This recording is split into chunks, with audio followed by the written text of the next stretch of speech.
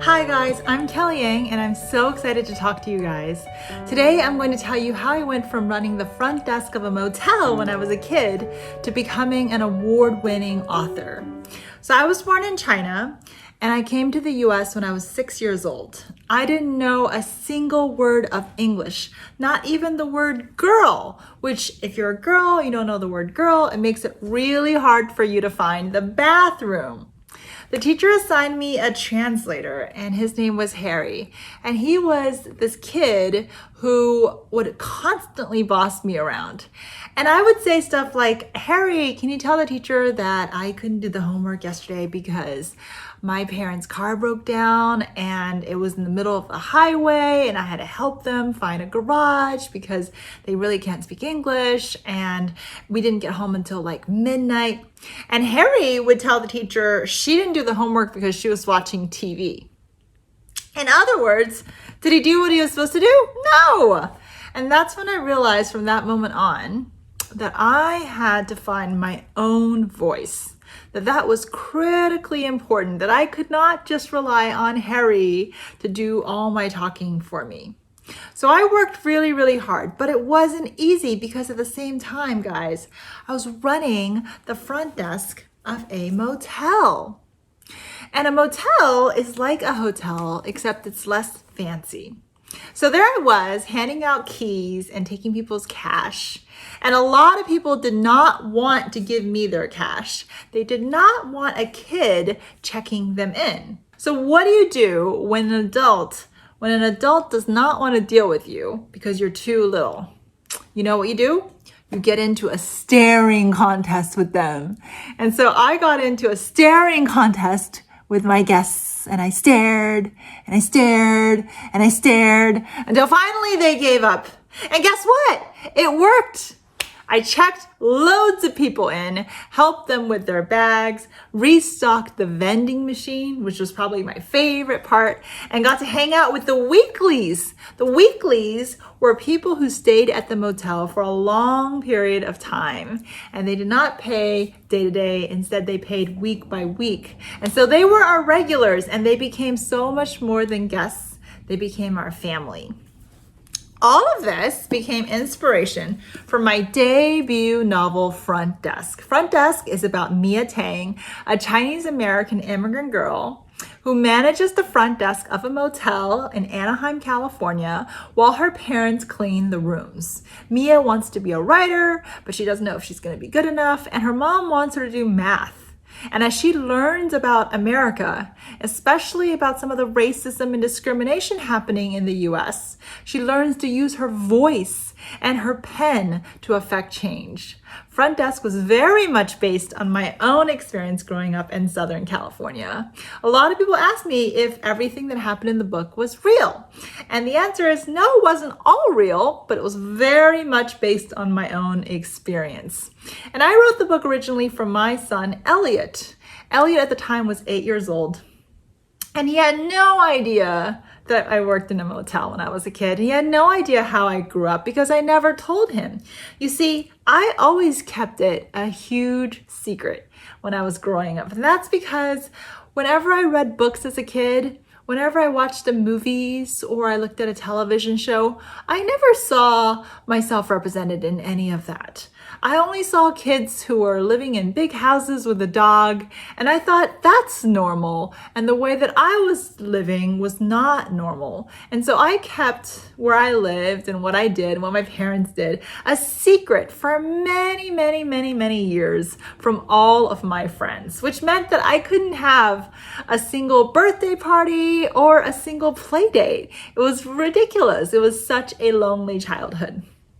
And all of this is because I never saw myself represented on the page. And I almost rarely, very rarely, almost never saw Asian Americans represented either. And so when I wrote the story to Elliot, I was scared. I was scared. Even though he was just my son, I was scared of the way he was going to react. You know, because here I was having kept it a secret for so long. I was like, is he going to judge me? Is he going to think I'm weird? Is he going to think I'm not cool? What's he going to think? And instead, you know what he said? At the end of that summer, he said, oh my gosh, Mom, this is such a great story. you have to do something with it. And I was like, what am I gonna do with it? He's like, well, I don't know, but you have to do something with it, because if you're not gonna do something with it, I'm gonna do something with it. And I was like, what are you gonna do? And he said, I'm going to make copies of them, of the book, and I'm going to sell it to my friends. And that's when I realized, oh my God, I actually might have something here, and I better get an agent before my own son steals it. So I decided that I was going to try to get it published. And I went and got an agent, and the agent queried it to publishers. And finally, when the book was about to become a book, when it was about to be published, that night, I remember my heart was like in my throat. I was so scared, because remember, I had been keeping it such a secret for so long. And now, not only was I sharing it with just a few friends, I was sharing it with the world. And I was so worried that the world was gonna think that I was weird, or that it wasn't interesting or cool, or they were gonna make fun of it or something. But guess what? The world did not laugh at me. It gave me an award. Front Desk won the 2019 Asian Pacific American Award for Children's Literature, and many other awards. And what does this show you guys? It shows what can happen if you take a chance and you dream big and you believe in your dreams, even if they may seem crazy, right? I didn't think necessarily that I was going to become a big author. I wanted to, but I wasn't sure for so long. But I dreamed it. In my mind, I could imagine it, and I went for it, and I tried, and I worked hard, and I kept climbing. And one day I looked around, and it was amazing. Front Desk was published, and it was translated in many languages, and it actually even hit the New York Times bestseller list. So always dream big and believe in your dreams. Since Front Desk was published, I've written 2 other books. Parachutes is my YA debut, which came out in May, and 3 Keys, the sequel to Front Desk. In 3 Keys, which is coming out very soon, September 15th, we get to see what happens to Mia Tang next as she and her friends and family face a historic election, one which threatens to take away healthcare and education for immigrant children. It's going to take all of Mia's bravery and her creativity to help save her community.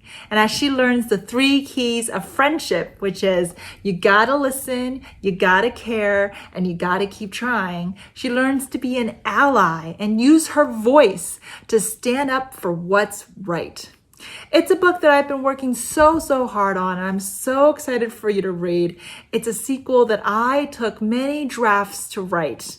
And I'll tell you, writing and rewriting is what every single author does. Rewriting is writing. So if you've ever had to rewrite something in class and you're like, oh man, I can't believe I have to rewrite this. Guess what? This happens to me every day.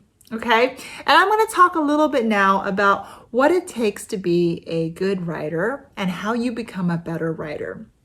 Because before I was an author, I was a writing teacher for 15 years. I started a program in Hong Kong called the Kelly Yang Project, where I taught thousands of kids how to find their voice and use it to become more powerful writers. So my biggest tip for writing is, number 1, you just got to do it. You got to do it a lot. It is like a muscle. It's like playing soccer or anything else, like playing football, swimming. You have to do it a lot for that muscle to develop. And the more you write, the better your writing will be. So it doesn't matter if you're making a ton of mistakes at first. It doesn't matter if, you get writer's block and you're not sure where the story goes next. It doesn't even matter if your writing ends without the sentence being completed. Sometimes I'll write and have like half a sentence written, and it's okay. But the more you write, the less intimidated you're going to be when it comes to writing. The more you're going to enjoy it, and the more you're going to get out of it. And I promise you, those mistakes, they're going to get fewer and fewer as you write. So don't worry about it if you're making a ton of mistakes in the beginning. I made a ton of spelling mistakes. I mean, I still do. And I made a ton of grammar mistakes as a kid, a ton. But the more I wrote, the more I kind of got the hang of it. And it's like playing soccer, you know, at first you're afraid of the ball, but then the more you kick it, you're more like, the ball's not actually that scary. Second tip, most important one, this is actually a crucial one, is you got to read. You really cannot be a good writer if you don't read. Okay, so make sure you're at the library checking out books. Make sure you're reading stuff that you can get from audiobooks online. You can read in many different formats nowadays. You know, you don't have to just read and wait for a hardcover book. You can get it on Kindle. You can, download stuff. You can listen to the audio tapes. There's so many ways you can read now, and you want to take advantage of those, because when you're reading, guess what? Your brain is doing something really magical. It's soaking up all of that wisdom and all of those words, and it's retaining it in your head, even if you're not even aware of it. And you're remembering what really good writing feels like. It's almost like it's learning a dance, right? And as you read more and more books, it's just going to pick up on more and more of that, all that goodness. And it's going to make you feel good, because reading is so fun, especially if you have a great book that you just cannot put down. Oh my God, there's no better feeling in the world. Am I right? Okay, number 3. This one is really fun to do. It takes a little bit of work to get into it, but once you're in it, it's so fun. Is after you read, see if you can dissect the book. Okay, so what does that mean, to dissect a book? Well, dissecting kind of means being a scientist a little bit, putting on your engineering science hat and opening it up and trying to see how you would change it, and also why did the author do this or do that, or why did the person making that movie put all those scenes in that order, right? So you're really kind of taking the car hood off and looking at the engine. And the great thing is you can totally do that, because all of the stuff, all the craft is right here in the story. All right, and some of the things that you're going to ask yourself is, take a scene that you love, right? Take a scene that you really, really love, and ask yourself, if I took that scene out, how would it change things? So for example, in Front Desk, if I took out the scene of Jason taking Mia's pencil, would that change anything? And if it's a really interesting, good book, the answer is always going to be yes. In other words, every scene in there is in there for a reason. And it's almost like a puzzle figuring it out for as a reader. And so if we think about the pencil scene in Front Desk, if we took that out, if either Dad never gave Mia the pencil or Mia never lost it to Jason, what would change? And the answer is everything would change, right? Because then Jason wouldn't be, she wouldn't hate him as much. They wouldn't have this huge animosity. She wouldn't have the chance to get it back. There wouldn't be as much interaction between the two. In other words, that pencil taking scene was actually really important in these two characters' relationship. And if these two characters don't develop their relationship in a certain way, the ending would be different, would have to change, right? So a good book would have every scene counting and really mattering for the end. It would have to really matter. And if you want to do an exercise that's a really fun, easy, and interesting exercise, is taking movies and dissecting them. This is something that I used to love to do at the front desk, because even though I was managing the front desk as a kid, there was a lot of downtime. There were long periods of time where customers would not check in, and I would either read or I'd watch TV. And so I watched a lot of movies. And one of my favorite movies of all time to watch was The Lion King. That was my favorite movie growing up. And one of the things that I learned from watching The Lion King over and over and over and over again was how much The Lion King taught me about writing, and especially about character arcs and character development. Okay, so we often hear this term called character arc. And what does that mean? It simply means seeing how a character develops over the course of the story. Okay, so if they start off shy, they should end a little bit less shy. If they start off scared of something, they should end not scared of that thing. It literally looks like a curve, like you're starting from here, but you're going to take your character all the way up here. Okay, so we're going to do an exercise, and we're going to look at Lion King because that was one of my favorite movies. And in the beginning of Lion King, if you guys remember, Simba was not really fit to be king. He was a little arrogant. Okay, let's be honest. He was a little arrogant. He says to Zazu, when I'm king, I'm going to fire you. Like, that's just mean, you guys. Like, Zazu is just a bird trying to do his job. You know, he shouldn't be fired. But Simba, you know, he was trying to get away with all sorts of stuff. He doesn't listen to his dad. He, you know, does whatever he wants. He, you know, is not as good of a, like, wrestler as Nala, but he still wants all the credit. So he's a little arrogant. There's lots of things for him to work on. Oh, and he sings that song, I just can't wait to be king, right? So you really get a sense that even though he is in line for the king, he's not ready, and he doesn't have what it takes to be a just and powerful king. In other words, he wouldn't really be a good king. He wouldn't really be fair, right? He'd fire Zazu and get into all kinds of mischief and probably hang out all day at the elephant graveyard and endanger everyone. But by the end of the movie, he has changed a lot. He is a changed lion. He's a lot more humble, first of all. He cares greatly about his friends. He's protecting Timon and Pumbaa, who are his new friends. He goes out of his way now to protect his community. And so you really get the feeling at the end of the movie that, wow, Simba's really changed. He's matured. He should get to be king. He deserves to be king. And it feels earned. And that's because his character arc has been fully realized. So you want to think of the arc as an emotional ladder. We want the character to climb bit by bit, one step at a time, all the way to the top.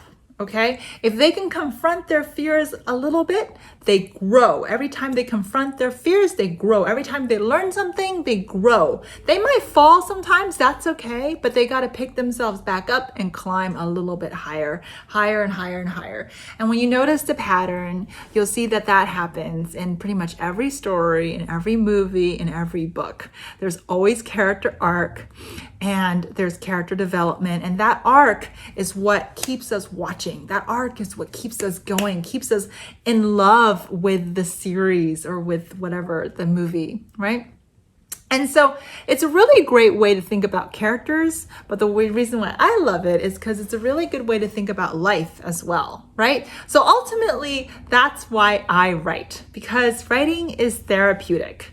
Right? When something bad happens to me, I think sometimes I think, oh man, this thing happened to me and it's so horrible and I'm like so upset or whatever. And like, now I don't know how to get out of this. But then I think, maybe actually, if I look at it like I'm a character in a book, maybe this horrible thing that just happened, it could be an opportunity for me to learn and to grow. Maybe it's an opportunity for my character arc. And then suddenly it's like, oh man, I'm not stuck anymore. I get through this, right? I don't know where the end of my character arc is going to be, but it might be somewhere totally amazing. I just got to keep trying. And so when I was a kid, that's what I always thought about writing, was it was a way for me to process the world. It was a way for me to have fun, because writing is so fun. It can transport you to a different world. When I was living in the motels, I didn't want to live in the motels. I was always imagining living in a big house with a dog. And now that I actually live in a big house with a dog, I'm always imagining living in a motel. Isn't that funny? But when I was living in the motels and I was often stuck, and a lot of times it felt like we were, constantly very poor, constantly struggling. And my friends would always go on vacation for summer, and I wouldn't get to go on those vacations. And my parents hardly ever got, a single day off. But guess what? I would spend the time writing about it. And I would write like I was in Rome, or I was in Paris, and I was, doing this, talking to this person. I went to Disneyland. And none of those things were true, but it didn't stop me from imagining them and having fun and going there through my imagination on the page, right? Writing is powerful. You get to be in control of that world, fully in control. So if you don't like something, you can change it, right? If you don't like the fact that your school wears uniforms, you can change it. If you don't like what your mom's making for dinner, you can change it. Like, you can change anything. If you don't like a character, you can change the character. You can write the world the way you want it to be. And you can write the world the way you see it. And that is the most empowering feeling in the world. So that's why I kept writing and I kept reading, because a good story can change the world. I've gone all over the country, really all over the world for Front Desk. I never thought it was going to be the phenomenon that it has been. But at so many schools, I've seen the impact of this story, of this one story about an immigrant girl managing the front desk of a motel, the impact that it's had on so many kids. Kids come up to me and they'll leave little notes in my bag, or sometimes in my pocket, and the notes will say stuff like, because of Front Desk, I really saw my parents and myself in a book for the first time. I told my friends that my parents work in a restaurant for the first time. And reading those stories, reading those notes just was like unbelievable for me. Just knowing that, I helped a kid feel that way, because when I was growing up and I was in your shoes, I never felt that way. Like no author ever came to my school and made me feel that way before. So I really believe that writing can change the world, and the world is ready and waiting to hear from you. So I really hope you guys keep reading and keep writing, and that we'll be able to enjoy all those stories that represent all the different paths of life. There's so many walks of life, and I want to read them. Okay, so now we're going to go ahead and answer some of your questions. I'm so excited. I can't wait to answer your questions.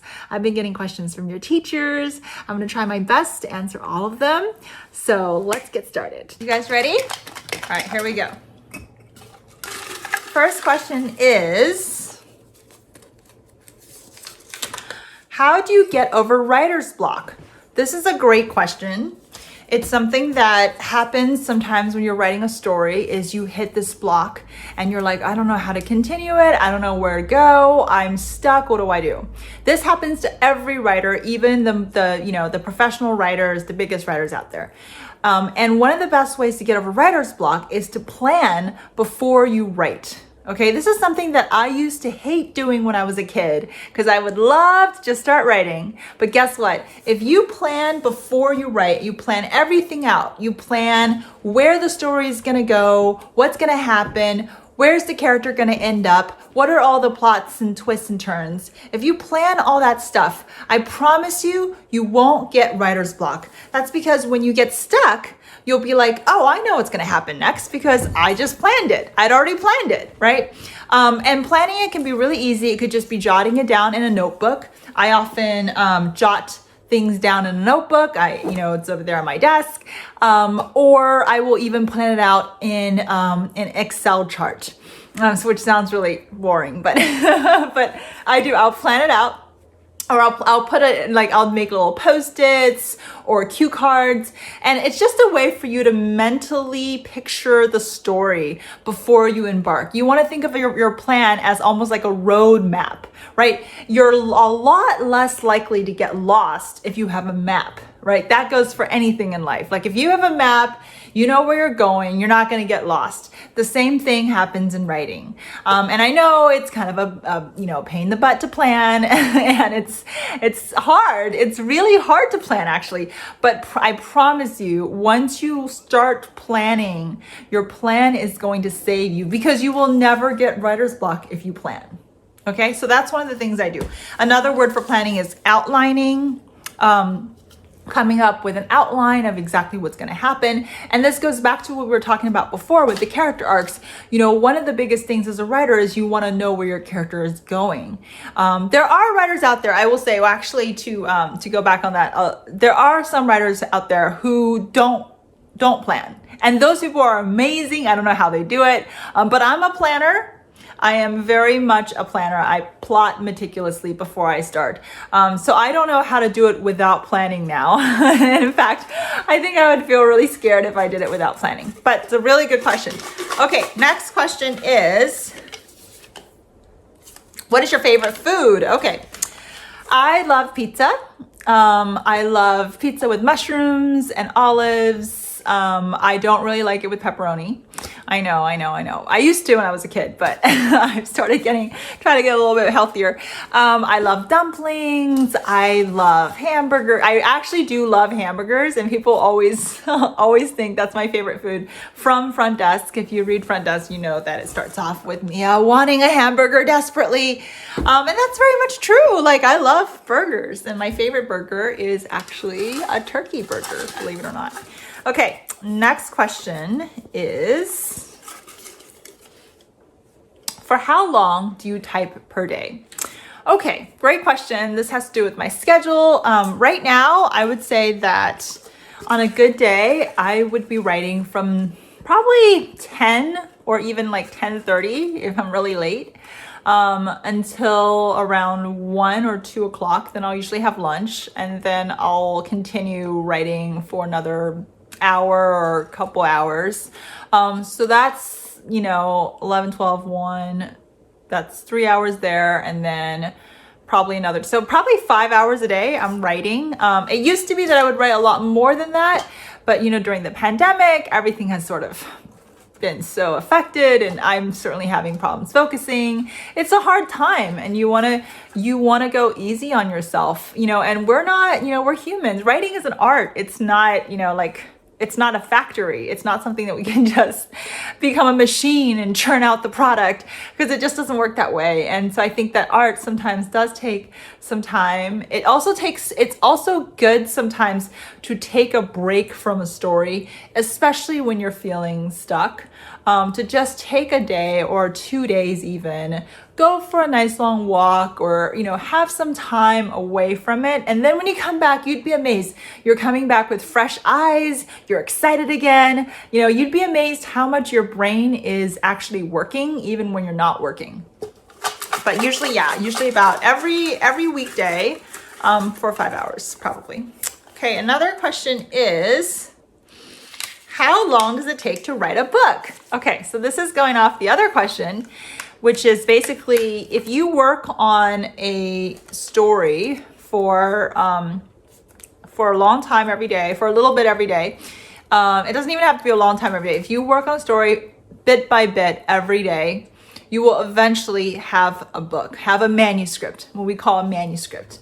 And then what happens after that is you will submit the manuscript to a person who is going to help you figure out what to do with it, whether to publish it and who's going to publish it and so on. This person is usually called an agent.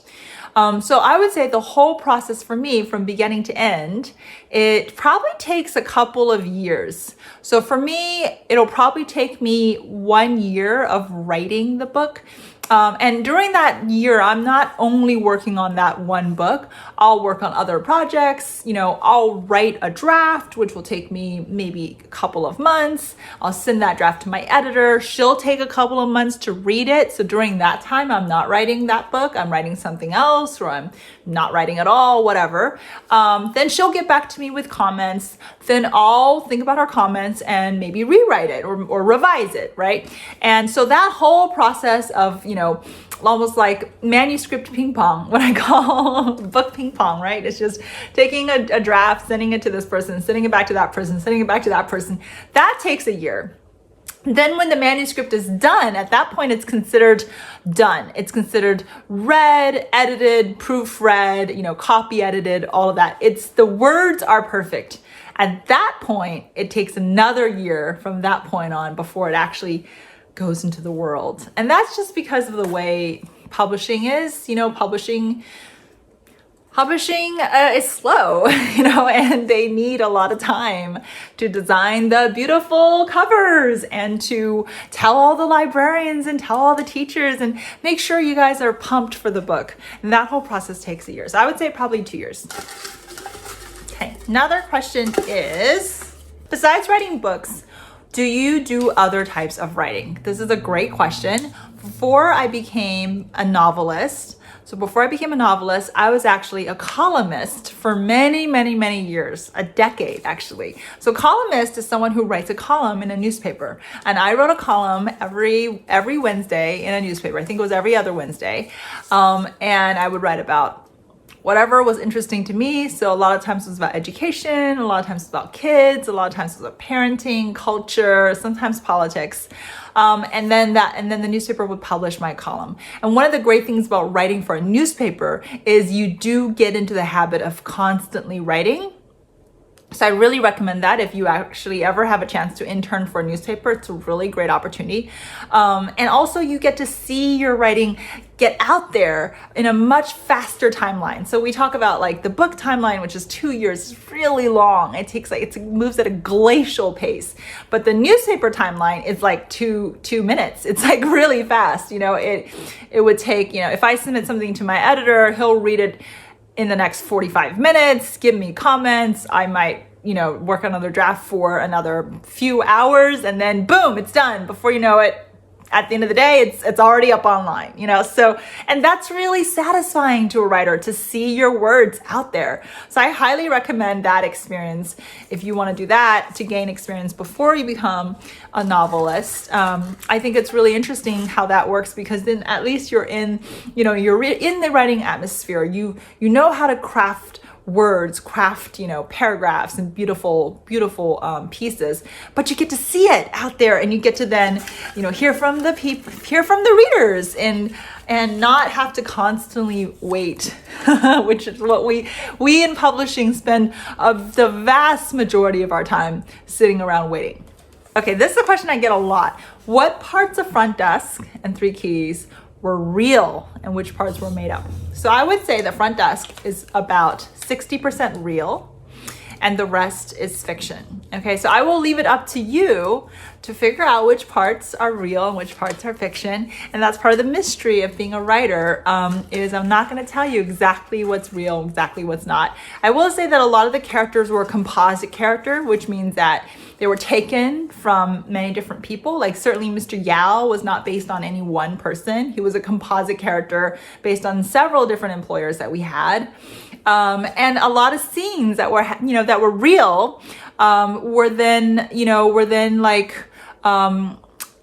embellished, or, then I let my creativity go, right? So I might have lost a pencil, but then all those details I sort of made up or I changed. And that's part of the fun that you have as a writer, especially as a contemporary writer, is taking something that might have really happened, but changing all the details. It's really juicy and fun that way.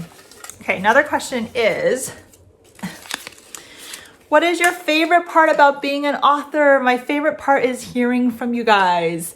I get a lot of emails from kids and from teachers and librarians. It's always a joy to read them. I might not always have time to respond right then and there, but if you do write me at Scholastic, you will get a letter back from me. But I love hearing from fans, and I love meeting them. And it's been really hard in 2020 not being able to meet with my readers and to see the joy on their faces when we talk about books. So that's my favorite part, but it's also the part that I miss the most. And I think we're gonna hopefully get back to that point soon, hopefully. Another question is, what scene was your favorite scene to write? So my favorite scene to write is actually a scene in Three Keys. My favorite scene, because Finally, Mia has best friend. She has waited her whole life to have a best friend. You know, she's moved around from school to school, and that was very much the case for me growing up, is I never was in one place long enough to make a best friend until about like 6th grade, when I finally made a best friend, and I was like, amazing. It was like, yes, finally. So she finally makes a best friend in Lupe.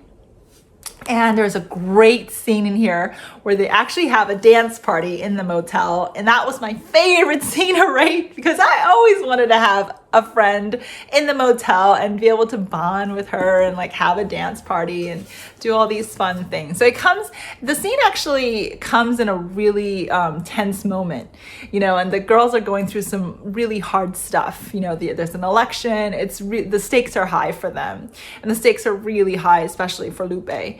But they find the joy, you know, and they manage to have this one night where they're singing their hearts out, they're having a dance party, they're jumping on top of the beds in the guest room, and that's what's so beautiful about the front desk books, in my opinion, is finding that joy even during hard times, you know. And definitely for me as a kid, it was always really, really hard growing up, but to find those moments that, you know, you're laughing out loud, that you're having fun, that you're still like enjoying life and seeing the beauty of those small moments, was magical growing up, and that's what got us through it. And I think that we really need to find the joy in life. Have you ever had trouble thinking about what you're going to write? Great question. This goes back again to what I was saying about planning. I do have trouble thinking about what I'm going to write often, but if you have a plan, it makes it that much easier, because you can just go to your plan and be like, oh, okay, I know where I'm going. I know what the next scene's going to be like. Sometimes I'll skip ahead and come back to a scene, you know, if I'm really stuck on something, I'll skip ahead, or I'll skip to the next sentence that my characters are going to say. I'm very much a dialogue writer, so dialogue helps me unlock scenes. I hear the dialogue, it jumps out at me before anything else, before the setting, before, you know, the emotions of the characters, before any of that. What they say is going to jump out at me first. And so that helps me a lot. If I'm not really sure where it's going, I just start having my characters talk to me, and then it usually will unlock it. Will there be more front desk books? Great question. So that depends on you guys. I am all for writing more and more and more of Mia Tang and living in that world. I love the Calavista world. I love the Calavista crew. I love these stories with all my heart, and I'm totally game to write more, but it depends on you guys. If you guys want to read more, you buy the books, then the publisher thinks, oh, well, there's an audience for these books, and then I'll get to write them. Do you have a dog? I do finally have a dog, and it's a beautiful white Labradoodle named Cody, and he is my favorite little writing companion, and he sleeps basically all day while I write. So sometimes I say that he's the boss of me because I'm doing all the work and he gets all the rewards and he just sort of lounges around. But it's great. It's great to have a dog.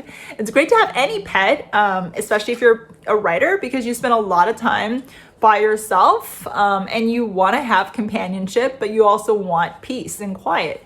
So he has been amazing for me, and I take him on walks, and he sometimes he'll always jump up at 5 p.m. because he knows that's when I'm done writing.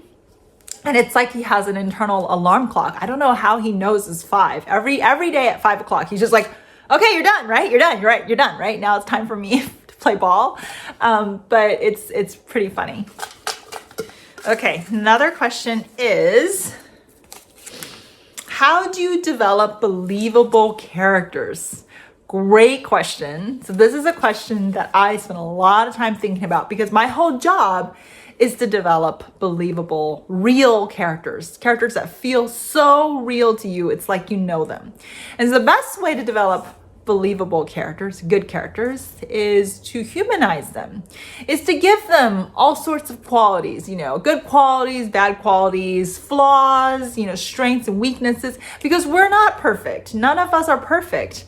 You might catch me on a really good day and I'll be like, yay, let's do something fun. On the other day, I might be like, totally boring because all I want to do is sit in front of the computer and write, right? I have, good days and bad days. Everybody does.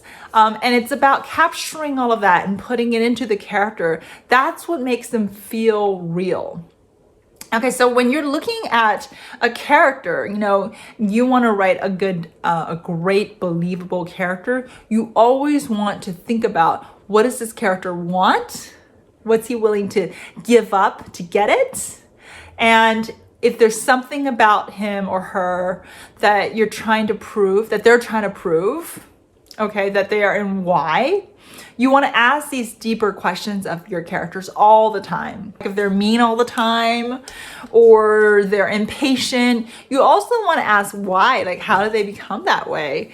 And maybe something happened in their past, or maybe there's some sort of misunderstanding. You just don't know. And so if you find that curiosity to explore that in your character, and you can do that in many different ways. Sometimes I'll write letters from a character to another character. I'll write letters to my characters. I'll put my characters together, people who would never be together, and see what happens. Like Mia's cousin Shen and Jason, they would never be, because they don't live in the same country. But if you put them together, you never know what they might say to each other. And then you just discover more about your character when you put them in exercises like that. I find that to be really useful. Because the more, as an author, the more you know about your character, the richer your story is going to be. It's like anything. The more you know about your friends, the richer your friendship's going to be, right? It's like anything in life. So really spend that time to find those details about your character and make them round characters.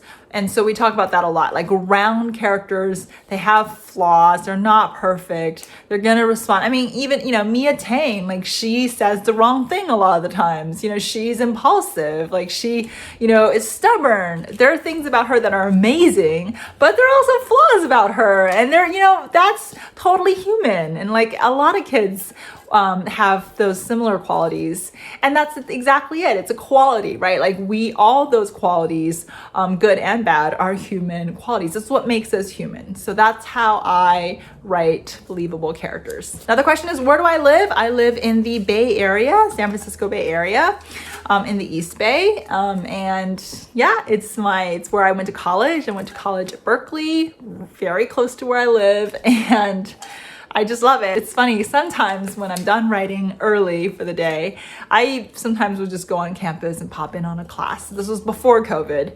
And I'll sit there and I'll absorb. And I think something about the Berkeley atmosphere just really is very inspiring. Okay, another question is, how do you get something published? Okay, so remember when I talked about after you finished a manuscript. So after you finish a manuscript, you want to have some of your friends read it. Then after you have done everything that you can think of to make it better and you feel it is really, really good and ready to go, that's when you want to start querying an agent. And that just basically means sending emails to find someone who understands the publishing industry, who's willing to help you. Why do they help you? Because if you guys make a deal, they get a percentage of that deal. And so then this agent will then take your work and start presenting it to editors at different publishing houses to try to get you a good deal, like a relationship where someone says, yes, I love this book, I want to publish this book. And that is called getting a book deal. And all you have to do is finish your manuscript and start emailing and sending them out. If you're really interested in how to do this, I have more videos on my YouTube channel, which will tell you exactly how to do this. Okay, last couple of questions. Favorite books growing up. I loved The Babysitter's Club. It was the first book that I saw an Asian American in The Babysitter's Club. I thought it was amazing. I also really loved all of Roald Dahl, and I really enjoyed reading The Boxcar Children. And some books that I'm reading right now, I'm reading Land of the Cranes by Aida Salazar. I'm also reading Other Words for Home by Jasmine Varga. Final question is, what's your favorite thing to do other than write books?